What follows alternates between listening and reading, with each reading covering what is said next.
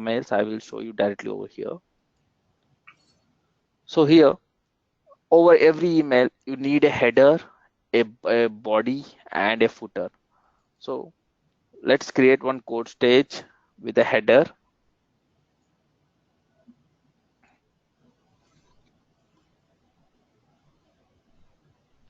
So in the header, right, it is header is always fixed thing. Okay.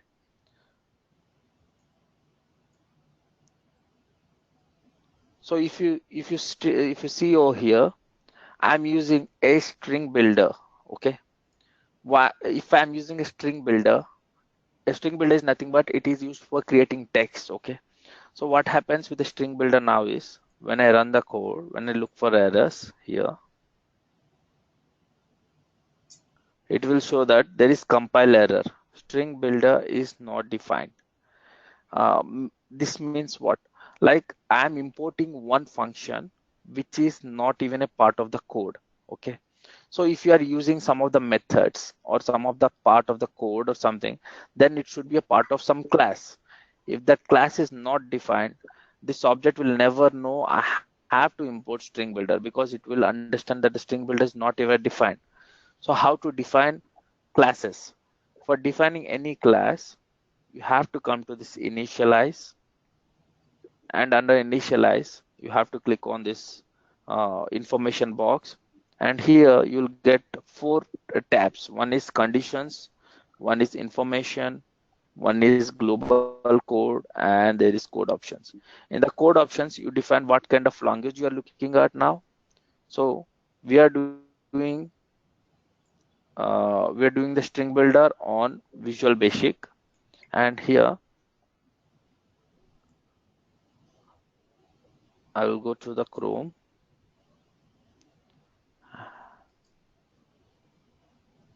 In VB.NET you have to call the class names as namespaces. Here you give as string builder .NET,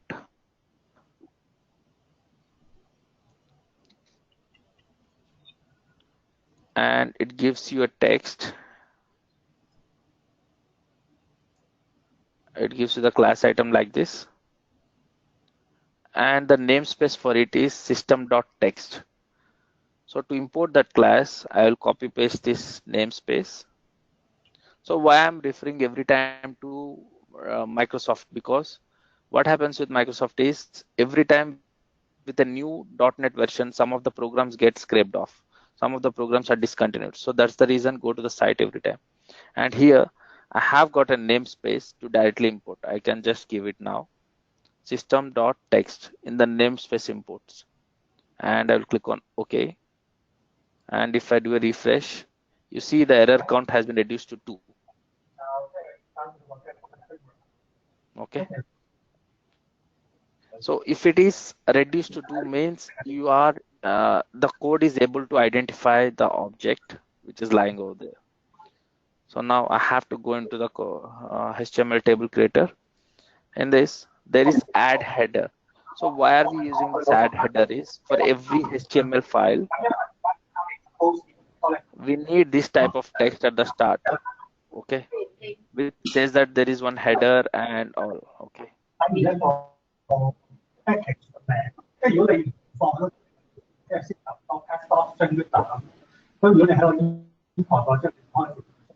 So after going to the add header, I'm just adding some of the values which are always being going to be uh, always going to be there.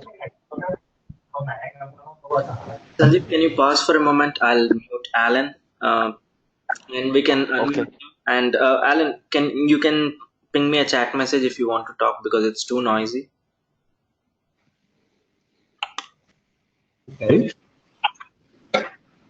Yeah, go ahead, Sanjeev. Okay. So here I'm just keeping on appending some of the values. So after appending here, I'm going to add the text of the process. So what kind of process we are looking at?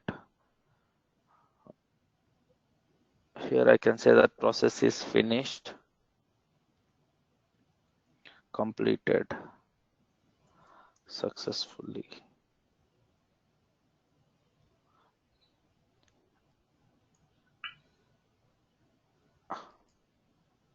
and I can write some other text like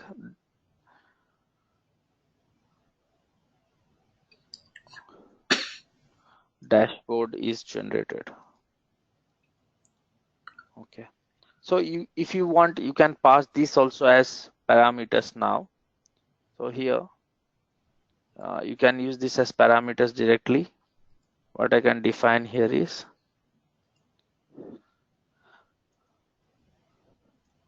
process name as one text. Only one parameter is enough. Okay. Then I will go to the text and I will create a new child and rename it as process name.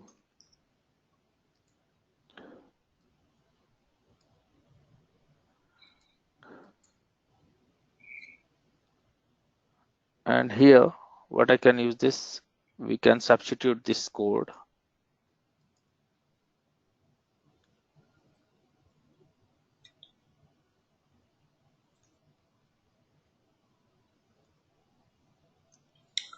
Yes, Alan, we are recording this.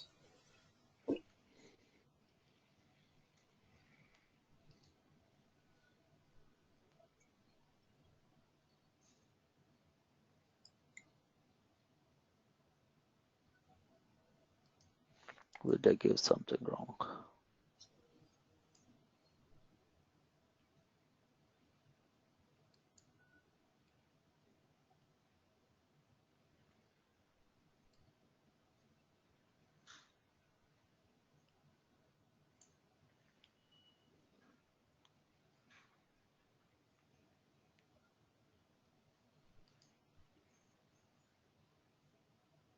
Okay. So what I'm generating out of this is add header. I'm generating the output in the header into a header string. So at the end, what I'm getting is 3 strings and I have to concatenate it into a single string, and that is nothing but our HTML code directly. Okay. Let me see, there are a couple of errors in this code. Here, check code. When I click on check code, it is throwing me some errors like word expression, continuation, expected type character does not match. Okay. For concatenating, this is not the code. So I will go into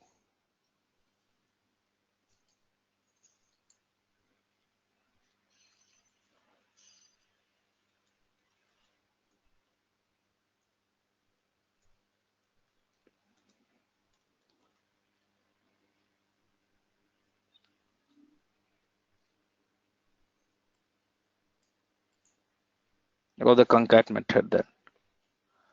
So I directly use the concat method for concatenating this value, or else I can just do a my builder dot append. Like we are continuously keeping on appending each string by string.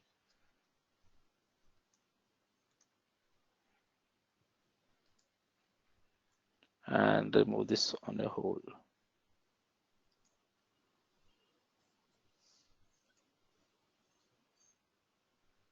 Okay.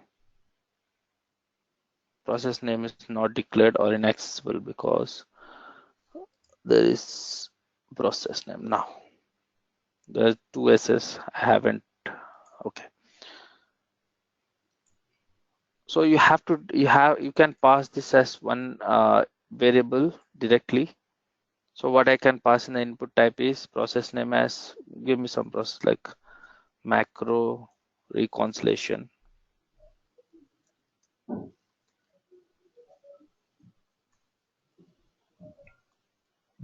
Okay. I just given, you can pass this as start parameter so that you can run. And after that, under that, I want to create a table, and after that there is a footer, and I want to close the process. So before everything, I had to give the process details also. What does the process detail does? This is one of the information the team wants to know what kind of information I'm going to pass for what we say the process details, like where the process has run and what kind of information. Okay, I can pass this as input parameter. So right now I'm going to create some direct fields over there. Okay, I will say name as text and value as text. I will define some default values. You can pass these parameters in the start parameter also. Runtime resource, bot 5, runtime start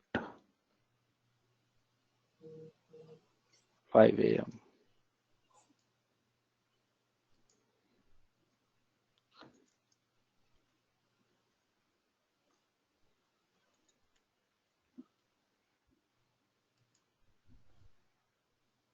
And there is some strategy details like the dashboard.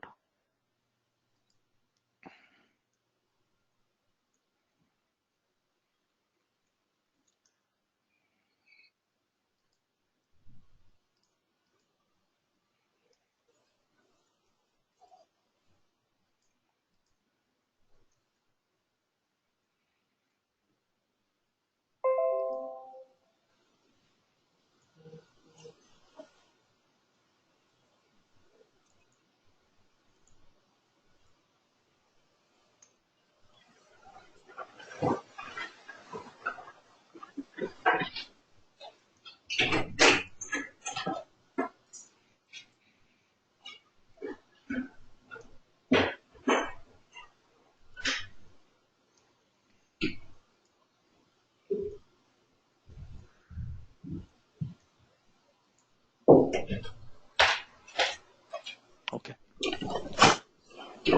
so I have defined some default values now. So I will create a process table. So how does a process table look like? I am taking the process table details as input and I am generating a text as process table. Okay, and in the code stage, if you look, I'm again creating a string builder.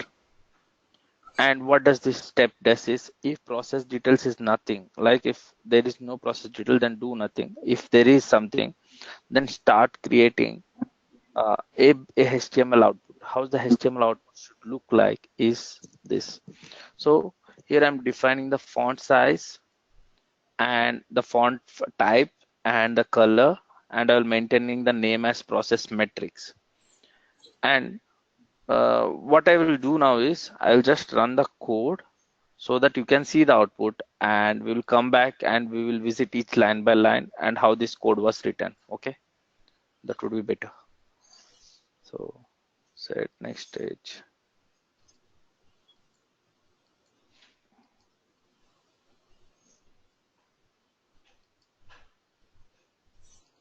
I have used S number then. Okay, and strategy details. I have defined the code like it should look for serial number. So I have to define it now.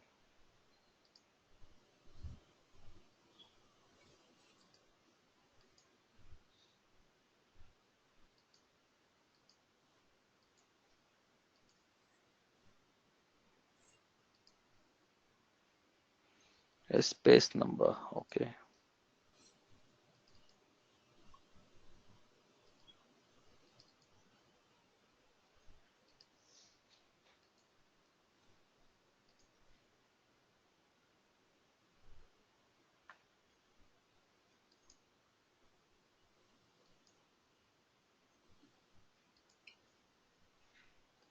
And here, once it is run, it is giving me one text as an HTML output. You can directly pass this HTML string to the send mail function action. It will directly send a mail. So let's see how the dashboard will look like. I will use the HTML tidy over here. I will just clear up everything and paste this thing. So this is how your mail looks like. Okay. So here you're able to see how your mail looks like in the dashboard. So what we have done over here is nothing very simple. So we are creating a text in such a format. It takes all the text from here, and while creating a table, it creates table in such a manner that whenever you pass a collection, it creates a table out of it. And once the table is created, you can click on, like if you want to give a new color, this thing for this new thing and all, if you want to give colors and all, then you can define these parameters, that is style. For defining the style, you have to come to this Object Studio in the add process table, go to the code, and here in the first line, here we are defining the color format of the table.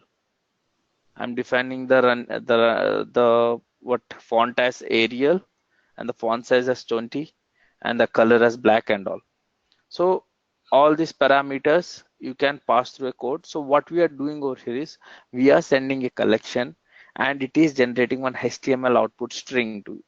And if you send a HTML string directly, whatever you have got through to the send mail function through MapEx or something, through SMTP also, it will create an HTML mail. Okay, and the HTML mail will look in this format, whatever we have seen over here in this format. So you can use this HTML tidy website for looking at what kind of output you are expecting. Like once you run it, you can just come over here and look. And if you want to change the colors also, you can change over here and do some experimentation. Like if I click now, if I want to change the font size, okay, if I change the font size, this name is changed. Okay, so I can make some changes over here, and if it is as per your visual requirements, then you can come to this code and change that particular part, like the size, the table borders. Like for every table, you have to define the table border and the font types and the border type, border styling. And after that, you have to create the code. So how the code works over here is it loops for each my column as data column. So what happens with the data table is under data table, there is data column and data row. So for each data column, I'm just processing and I'm appending it to a what table object, like a row object. I'm just creating a couple of rows, and the output of this whole code is it gives me this text. Okay, so this is how you generate a HTML report. You can use this. I'm just saving it over here. Post this call, it will be always available over here. You can just extend its functionalities for as your requirement.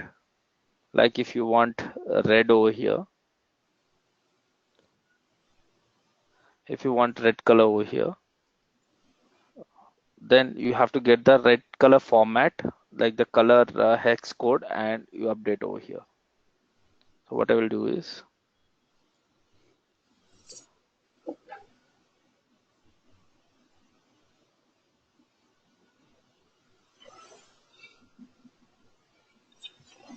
One moment, Sanjeev. Alan has a question.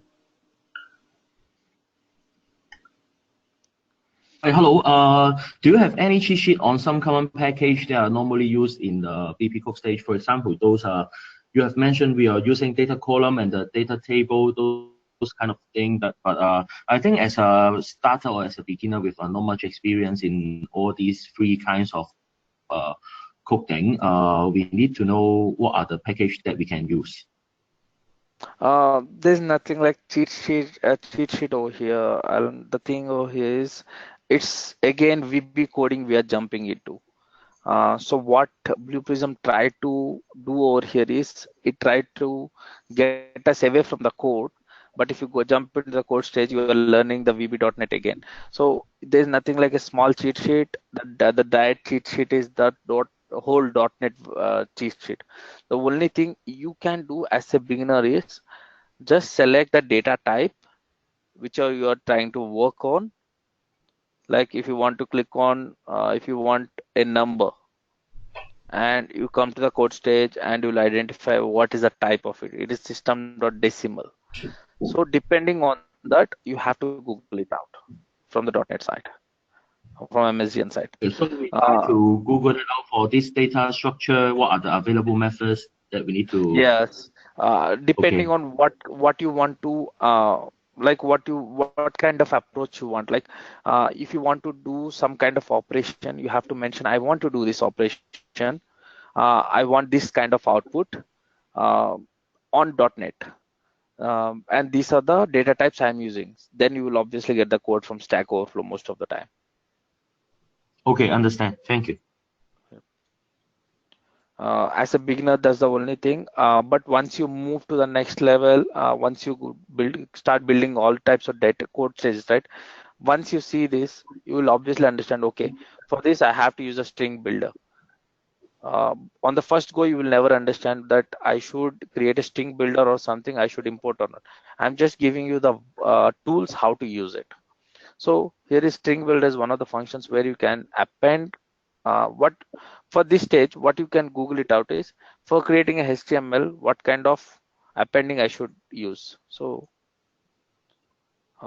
generally I will now behave like a beginner and I will try to build something. Okay, I will do the same code stage here.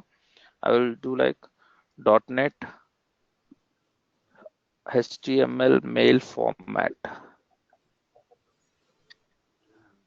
text string building. So yeah, I got couple of things like this, generating HTML email.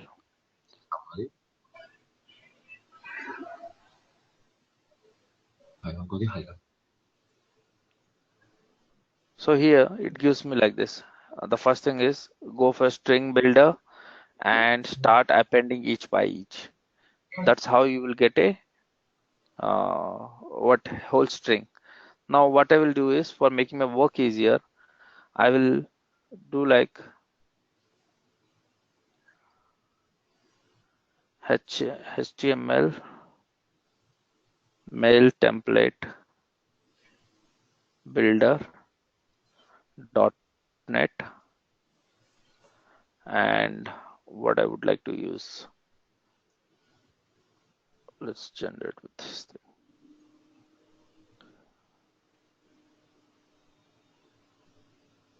Here I have to search like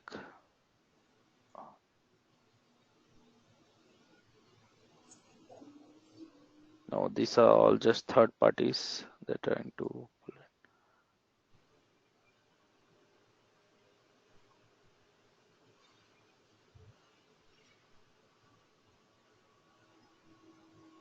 Okay, I will look into that website. I was just searching like that, and I came across this this dashboard structure. What are we are using here? Okay, so this is one of the things, and now let's move into another thing, like where is the best way I can use a code stage. The next thing is using it for file management operations. So most of the file operations which are created now doesn't provide you much of file flexibility. Okay, so what I can use here is,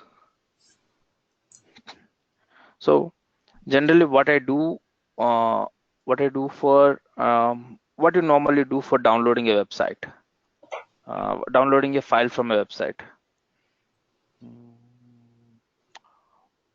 I don't have any files to download. Arun, do you have any website where you can download some files on your machine? Uh, Not really. I do not have anything, but you can try CNET and then try to download any application.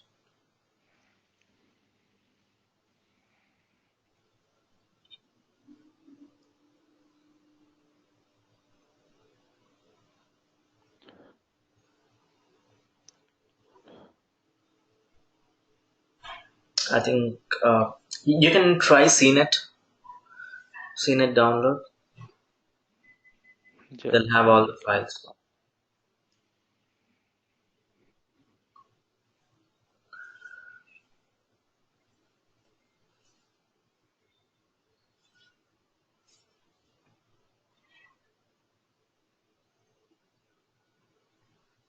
Here. So what we normally do for this kind of automation is we directly go over here and we click on it and it downloads a file. Okay. So what I don't want to click, and if I don't want to save or something, then for this kind of file operations, you can create a data stage directly. Okay. You can create a code stage directly. So here I will rename this into file download.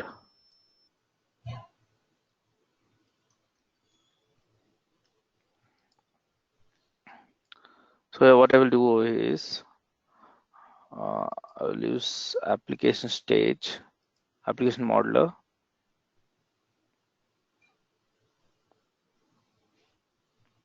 Are you on Chrome?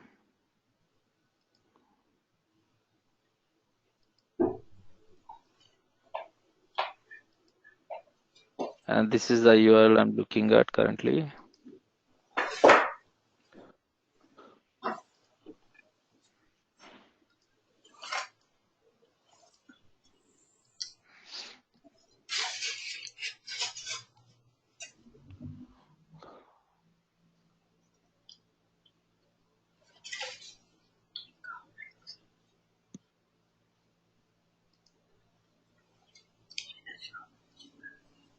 So what I'm going to generally, for general automation, we just come over here and we search for that page, search for that icon, and I have to scroll down and then I have to click on this. And after clicking, then it will save that file. Instead of that, I will show you a shortcut which we can do it using the code stage. Okay, I will just identify this object.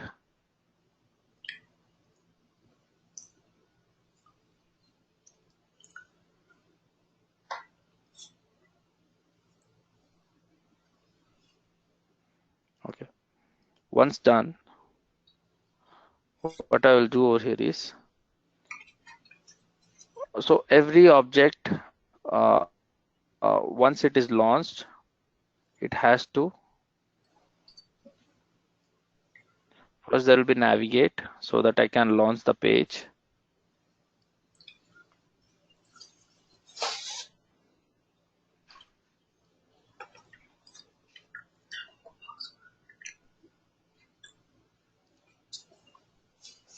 And once it is launched, then I'll try to read the link of it. Okay. So when I click on it, it is going and hitting one link. And once the link is triggered, it is giving me some output, some URL. From the URL, I can download the file directly. So I'm getting the link. And once I receive the link, I built a code stage so that it will directly go and download the file. So before that, let's see whether if we are getting the link directly.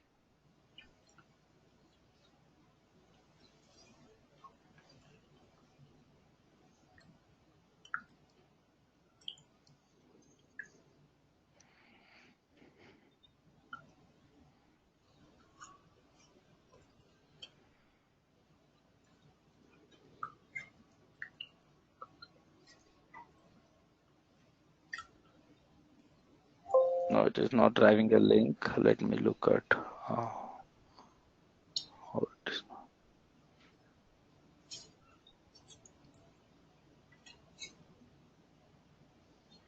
No, let me look. We have to respy it.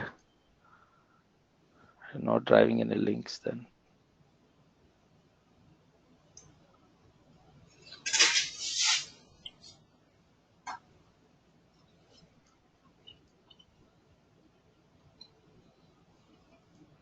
For driving that link, I will just click on write, inspect element.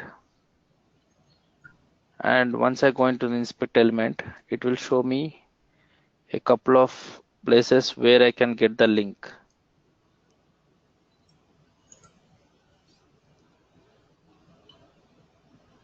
It is a part of this, okay.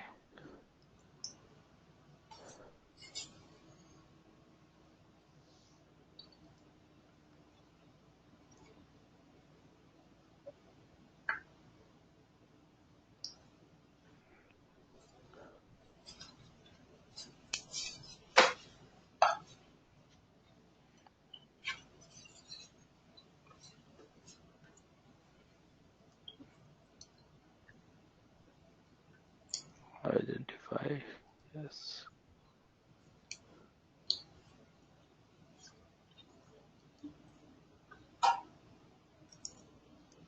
So you have to keep on looking until you get this link parameter triggered. Okay, here I'm getting everything except the link.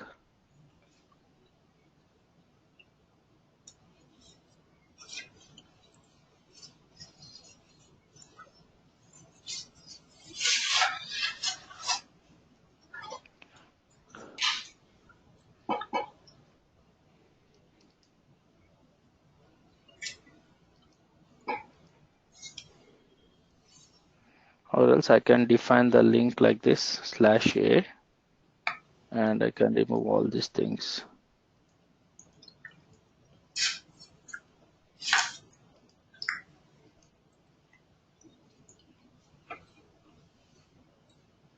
Now let's read the link, whether we are able to get the link or not. Yep, we got a link over here. So what I can do now is directly downloading the file from the link. So for that, I'll just go into this msgn.net file download.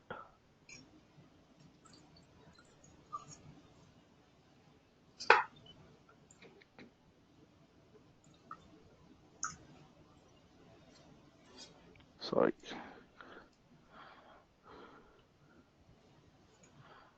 File download using URL .net.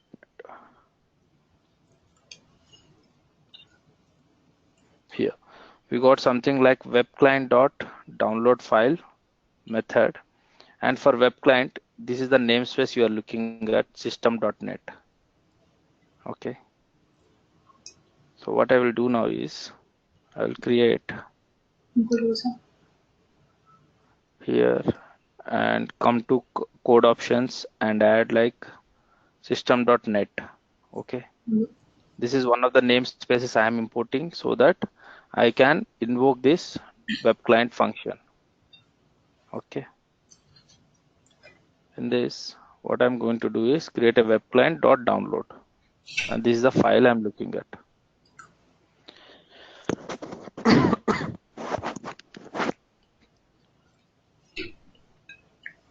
Okay, so I'll go to code stage and I'll define the link as text and the folder path, file path as text. So for the link part, I will just use the value I have read, and for the file path, I'll just go to the desktop and I'll copy some value, copy as path, and I'll paste it over here. And what is the output I'm looking at? It's 1.zip. And in the code stage, what I'm going to write is web client dot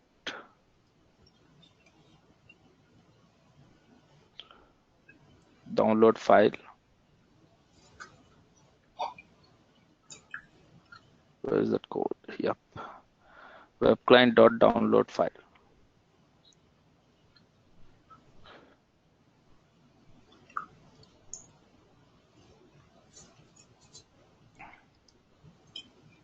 Download file, and the braces I am going to pass on these two values, link comma file path, and I will click on check code. If there are any errors, reference to a non-shared map member request an object reference. Okay, got it.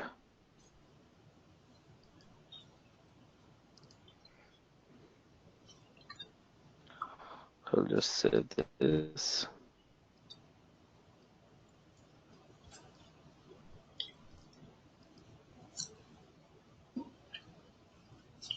So we have to drive into the file operations now,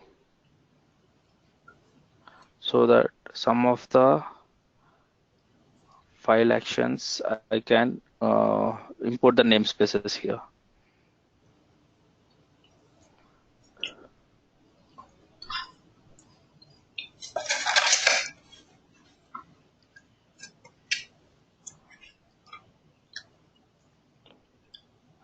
I'll just open the Object Studio of file management and I'll look at this.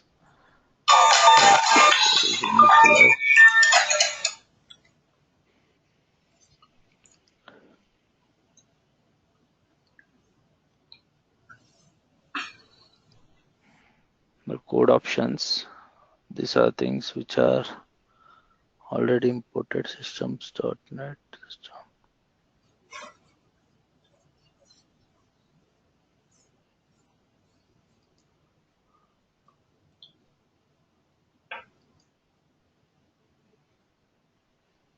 Here there is one download file which is already there.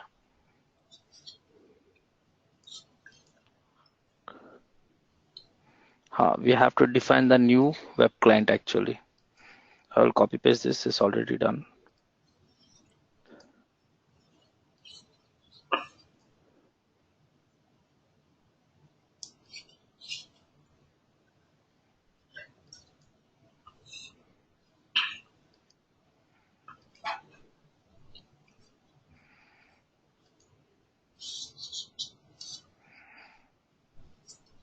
In this code stage, I'm going to pass the two parameters for download file. One is link and another is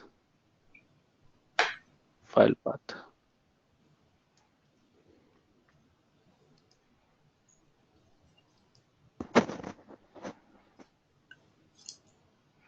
So I will close this window and I will run the code as a whole.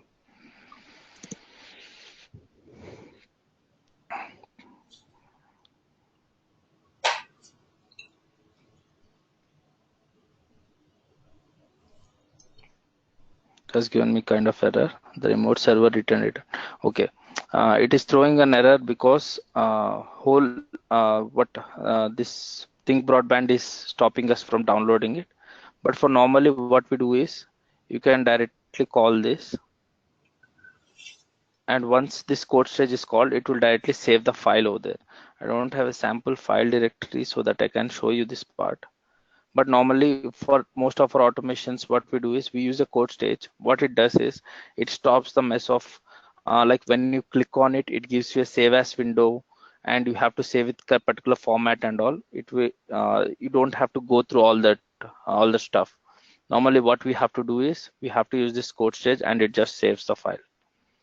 So this is one of the save file operations, and I will show you a couple of examples which were already I have imported here. So we got MS Excel VBO as extended. In this MS Excel VBO, we are giving some extended functionalities. So by seeing this code, you can easily understand how to do this what code stages.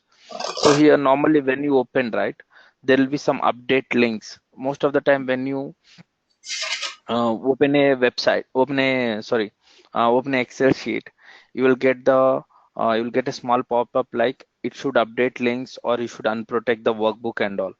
For that, these kind of code stages we have already built. So you can use this code stage, have a walkthrough over it, and you will understand how to build your own code stage. So what I will show over here is opening a workbook with update links as active. Let me just look.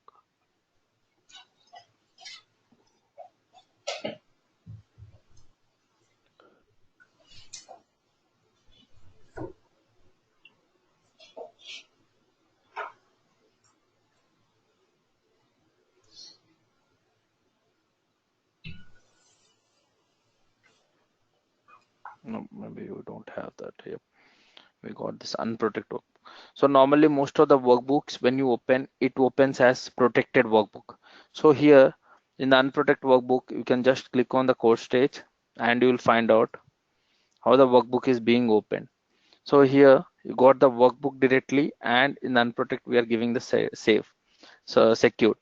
So which makes sure that it can go and unprotect the workbook. Like most of the time when the workbook is protected, you cannot open and scrape the values. You can unprotect them directly using the code stage like this. Okay.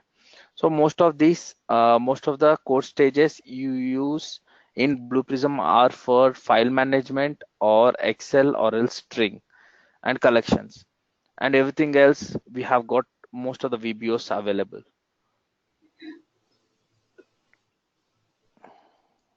So here you can drive into this MS Excel VBO extended, and here you see a lot of custom code already pre-built so that you can reuse them.